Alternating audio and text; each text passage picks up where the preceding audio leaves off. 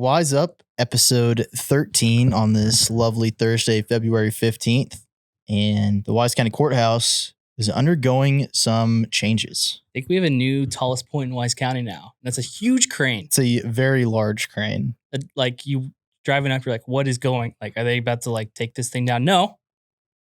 They're just doing some roof work. Little cosmetic change from the Wise County Judge J.D. Clark himself. The color is going from, that coral, like it's been forever, to unfading black. Yeah, so it's a little bit of a switch up, but I think it's actually, reminiscent of the like OG design of the courthouse, right? Yeah, that's if you look at postcards from back in the day. Yeah. Black, gray, slate, unfading black roof. So that's coming back, bringing it back, taking it back. I guess, I don't know which remodel our current roof color came down in. Probably like, a 60s thing. It seems like it. Yeah, that's going to probably be everybody's so familiar with that current roof color. They'd be like, what is this? But actually, yes, it is part of the historical restoration to stay in line with, how it was when it was built. And it's the same color as the Denton County Courthouse and I think Ellis County as well. And so those kind of all have ties. So, but if you want to, get a preview of what it could look like, pop down to Denton. It's a retro, classy look, harkening back to our unfading black. Yeah, it's almost intimidating. Yeah, it's like, yeah, I don't know. It's cool. They're shout out to the guys that are like up there putting that scaffolding up. That I would immediately crazy. And like a 5 mile per hour north wind. Yeah, would be the end of me. It's just dangling up there. Yeah. And I think one false move, you just wrecked a historic, cherished building in Wise County. So nothing major, but good on them for not being as reckless as us. And that the work will be coming down that roof works, I think over the next 3 weeks. So we'll be taking pictures and stuff, trying to track that progress, because that's, a lot of people probably a lot of the work has been internal for the courthouse for the restoration. And it's, massive changes going on in there that are just so, stunning, honestly. But a lot of people's familiarity with the courthouse is just from driving through the square. Right. So this is kind of the first big step there. People will kind of see a change. So hope people like it. I think it's actually going to look really nice. So yeah, super slick, classy. Check out the Wise County Messenger Facebook. Got a couple photos up. But that crane is so big. There's the classic far away courthouse photos, like on 380, or if you probably drive up like Old Decatur Road or 730 North, but the crane like towers over. Yeah. So yeah, it's pretty weird. cool. Cool. Well, another big thing happening in Wise County, election season and early voting starting on Tuesday. So there's some new changes this year. I think there's some new locations. I think the Decatur Conference Center is a new early voting location. And what's the second one? Not sure. Let me bring up this awesome story by Brian Knox. The other one is going to be the Bridgeport Public Library. Yes. So those are your early voting locations. The Decatur Conference Center, the Boyd Community Center, the Bridgeport Public Library, and Alvord City Hall. So that's a lot of people will call up where do you vote? Right. No longer the women's building out at the fairgrounds is no longer a place. So because there's another big thing coming to Wise County here soon. It's the youth fair. When does that officially kick off? It's kind of a staggered start. You kind of as early as next week with horse performance and the Queen's contest. I think is on Saturday, and it kind of officially kicks off the week after that Monday with all the ag projects. So yeah, and I think the swap meet's also kind of going down at the same time as early voting too. So the fairgrounds is not a great option for them. Yeah, I think like swap meet and youth fair is where I really got baptized into working in Wise County. Swap meet is, it's going to get overshadowed by the things that are coming up, but it's a pretty wild time out there. You can get some smoked gator. Do you think Bobo's going to be out there? What's Bebo? Bebo? I think he's from Aubrey, Yeah. somewhere up north. But yeah, This time of year, he's basically from Decatur. He's cooking a whole gator on a grill and gave us a sampling. Yeah, the gator from Decatur. But yeah, obviously, like automobile have to have like what 80% of automobile parts that you're swapping, selling, bartering with out there. But there's also like a lot of just random stuff. Like if you're into like just kind of walking around and looking at weird stuff, it's a place to be. Or interesting people, great people watching. Very great. Usually like kind of gross weather, but that's part of it. There's a lot of coveralls out there. They call it the swamp meat. Usually it's swamp meat, a little muddy out there, cold. But that's what brings you out there is the charm of and kind of chaotic, eclectic menagerie of people, places, and things going on all that should be their new tagline. That should be official. That was I think our first boys trip. Yeah, as coworkers. We both did the trust fall of eating gator from Bebo, and it was good. Tastes like chicken. Yeah, like heavily seasoned blackened chicken. Yeah. The other funny part of that was that guy that was selling. They weren't laser discs, but like some like weird variation of them. Yeah. That was like a very limited run of, entertainment equipment.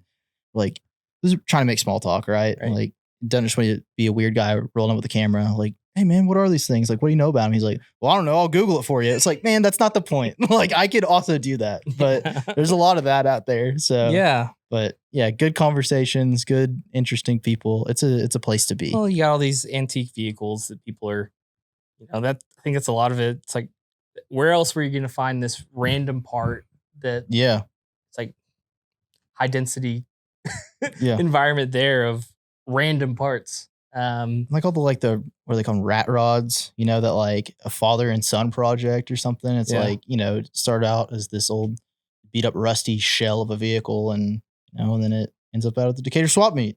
Right, it's cool. Well, people come from all over the country. They like go on a swap meet circuit. And this is like the first stop is at the fairgrounds. It's a big event. It's a big event. So we're excited about that. But yeah, in terms of voting, which you kind of got, we also had, the candidate questionnaires with the House District 64 race. Once again, appreciative of those candidates for taking the time to fill those out. That's in our most recent issue. Yeah, it's a big primary. It's like a really weighty election year for us. A lot of people say, okay, the presidential election, but I think these first two races between May and March are will really be the ones that impact, if you want a personal level here, I guess. Yeah, this like the city council and school board, and then obviously to the like House District 64, the state elections. That's really what's happening in your backyard, so to speak. And I don't know if it's just because I'm older and I live here now and I'm more plugged in, but I don't know. This is, like you said, really weighty. It feels like one of the more consequential elections. Like, I'm only 24, but like really feels, like it's going to have a big effect, short and long term. So yeah, like the your sheriff, your school board members, your city council members. Those are the people that are hiring the deputies pulling you over, or the teacher that's in your classroom. And then also we have several bonds coming down in May. Yeah, just came down the pipeline this afternoon in Bridgeport ISD. They're calling a $26 million, or they called a $26 million bond that's going to be on that May 4th ballot. Originally, so Monday night, Long Range Facilities Planning Committee went out to the regular scheduled board meeting and presented a $57 million package that had, I guess, more comprehensive, upgrades. But, speaking to Dr. Amy Ellis, the superintendent in Bridgeport, she really wanted to make a point to be responsible with what they put on the ballot and, take into consideration the needs of the district, but how it would impact the voters and the taxpayers. But luckily, this is a no tax rate increase. It's going to stay the same because the district is currently paying off some debts as well. So, I don't have a dog in the fight, so I don't want to say like, oh, it's no big deal, vote for it. Yeah. But $26 million is personally, I don't think a lot to ask for. And it's like much needed stuff that can't slap band-aids on things anymore, right? Like need new buses, need new SUVs, those things are at the end of their life. So $26 million is going to be a good start to kick off maybe some projects down the road too. Well, after the last 2 bond elections for a lot of schools around here that got, thrashed at the polls, Railroaded, really. there's been a trend of, I guess Decatur kind of started with the most recent one, with the kind of, take care of like these really impending maintenance issues, basically. And so that's kind of happened with Boyd as well. They're doing a lot of infrastructure work. They called a bond. Chico has called a bond now for school districts. And does that cover us on schools? Yeah, schools, yeah. But also jumping in another bond, also on the infrastructure side in Rome, our friends in South Wise, $17.5 million. Mm-hmm. So they've also had a rough time with bond elections. Yeah. But yeah, this is another one where, they're not trying to build a new municipal complex for, right. It seems like really just water and wastewater infrastructure. What's interesting is, Rome voters will have like a couple options, they can either roll back the tax rate or expand it. Or at least, fund these upgrades. But yeah, it's an interesting thing. And I don't know kind of what they would do if with their budget, basically, if it got rolled back, but we'll see. But I think they're all these taxing entities that have called these bonds, pretty smart approach, I think. Like you said, being responsible with what they're asking of the voters, but also, kind of bleeding money if you keep having, pipes break or, not enough water infrastructure and can't, if you have brown water coming out of your faucet, can't keep doing that. So, really important stuff, but also like not too much to ask for from the voters, I think. Okay. Well, everybody's got to make their mind up on those things, read more about it. But I think if you do research, you probably see that, these aren't the massive, we're going to be building water slides at the high school. Like this not frivolous stuff. This is probably stuff they need. But yeah, do your own digging, whatnot. We'll be covering them. But yeah, bond season is upon us.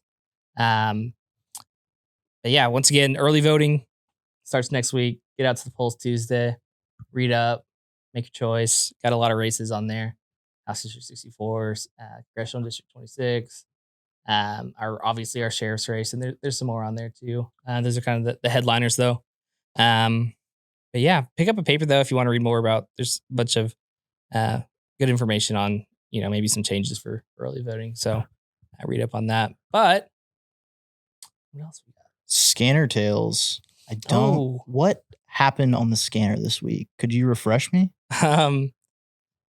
Not a ton that I can recall, but I mean, there was, obviously Rome once again blew up, but I think the most interesting one we had was the Panda Express. Oh, yeah, that was the one.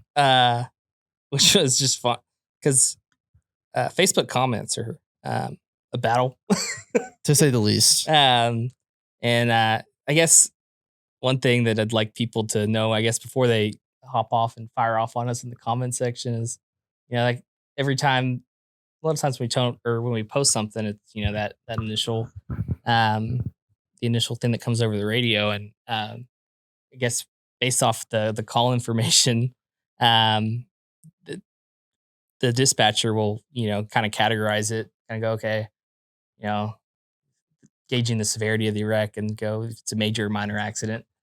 So this one was called out as a major accident, and then we posted a picture of it. And it's like, it looks like the car just hopped over the curb. Why'd y'all call it a major accident? Like kind of implying that we're trying to like boost up sensationalize it. And that's really not our goal.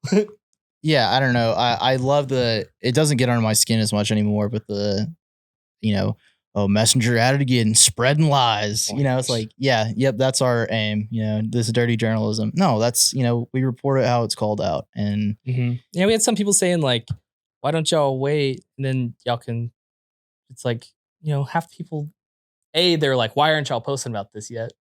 Or yeah, we get it B, from both It's sides. like, okay, so say it's a wreck in Rome that's shutting down the highway. Let's go ahead and drive down there, get caught in traffic, and hours pass, and then we can put out a traffic alert. Yeah, after it clears. Like, good luck. You know, I think of, what is it, Ramhorn Hill Road that, like, in Rome that always has those wrecks over Yeah. there.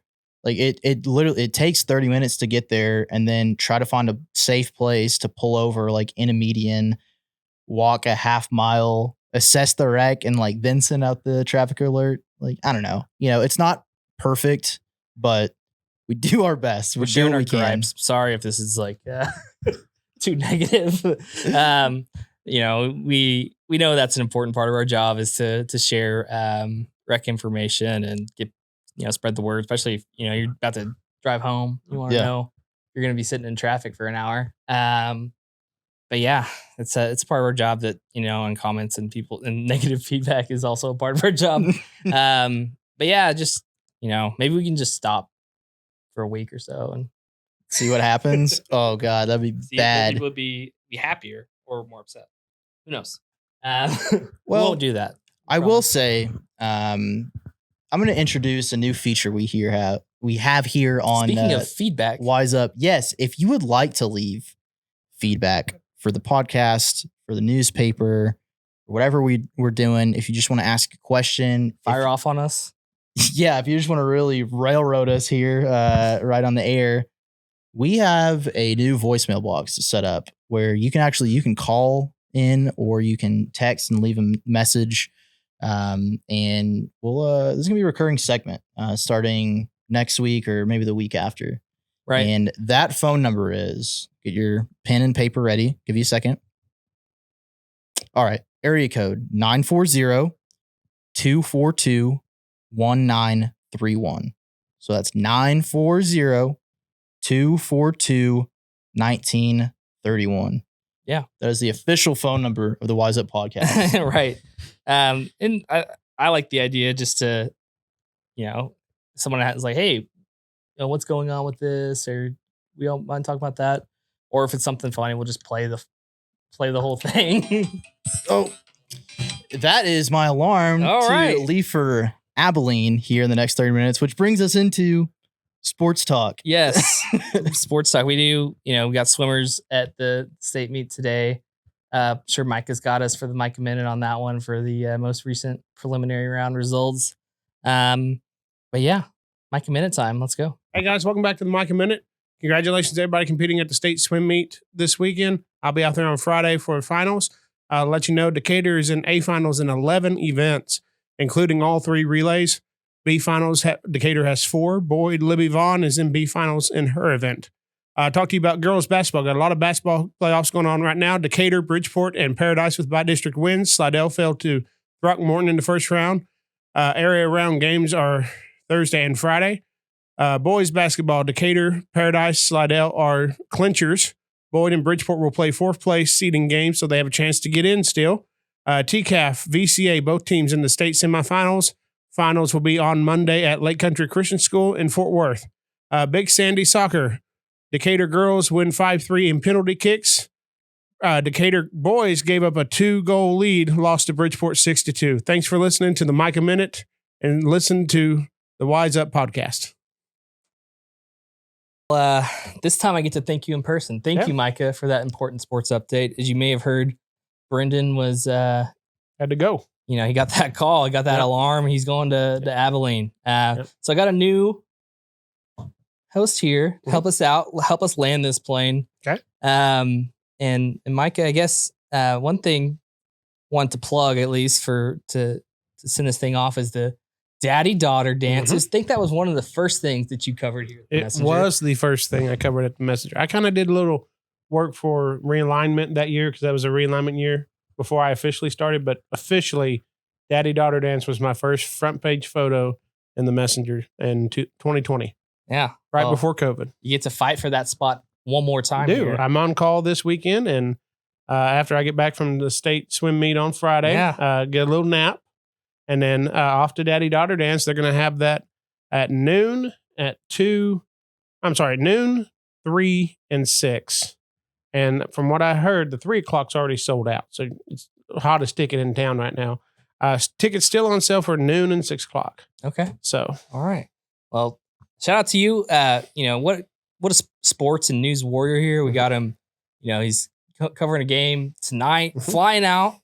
Flying. That's right. Which is rare. And we don't own a plane, but thanks to Southwest Airlines, we're able to get to San Antonio quickly. Yeah. Well, you're going to hover there and then fly back, and then you're going to be right on the daddy-daughter dance. Yep. And listening to, I know y'all have the Skinner feature, so we'll hopefully bring some more for that next week. Give us some content, please. Hopefully nobody hits Panda Express again, but yeah.